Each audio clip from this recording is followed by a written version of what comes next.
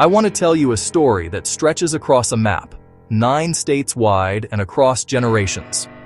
The Trail of Tears wasn't a single path. It was a network of forced routes in the 1830s and 1840s, pushing the Cherokee, Chickasaw, Choctaw, Muscogee, Creek, Seminole, from their homelands in the southeast to what the U.S. called Indian Territory, today's Oklahoma. It started with the Indian Removal Act of 1830. Policies on paper became soldiers at the door. Roughly 60,000 people were uprooted. Families were split. Food ran short. Disease spread. Winters cut through thin blankets. The Cherokee removal in 1838 is the most well-known. About 17,000 Cherokee were forced to move. Around 6,000 died. That scale of loss is why people remember the name, the Trail of Tears.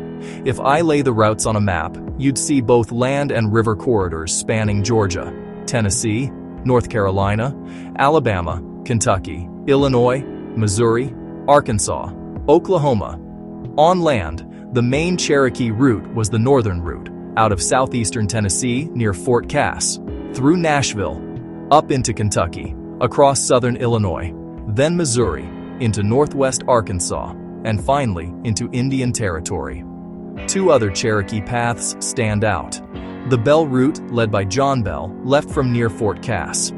It passed Ross's Landing, today's Chattanooga, cut west through Tennessee to Memphis, crossed the Mississippi, then tracked the Arkansas River corridor past Little Rock, Russellville, Van Buren, dispersing near Evansville on the border.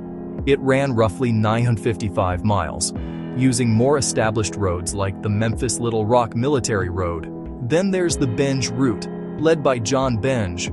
It began south of Fort Payne, Alabama, moved northwest through Huntsville, then Pulaski, Tennessee, up through Jackson, Missouri, into northern Arkansas, Batesville, Cotter's White River Crossing, near Harrison, and Fayetteville, before heading into Indian Territory. Shorter, around 798 miles, but no kinder. Before any of this, there were roundup routes, gathering points and holding pens across Georgia, Tennessee, Alabama, Fort Cass, Ross's Landing, Blythe Ferry. Some detachments went by water, the Hiwassee to the Tennessee, then the Ohio and the Mississippi, and west along the Arkansas River. Boats should mean speed, but they didn't mean safety. Disease ran faster than the current. Low water stranded vessels. Exposure was constant. The Muscogee Creek removal came earlier, around 1836-1837, and it looked different. Many were marched to river ports like Montgomery, Alabama, pushed onto barges and steamboats down the Alabama, then up the Mississippi and Ohio, and over to the Arkansas River, toward Fort Gibson and nearby settlements. Overland segments stitched it together, roughly 750 miles, about 3 months on average. One steamboat collision killed 311 Creeks in a single tragedy. For the muscogee, mortality rates were devastating, sometimes proportionally worse than the Cherokee. And there's a piece of this story people miss. Among the muscogee were African-descended people, enslaved, free, and those who'd sought refuge.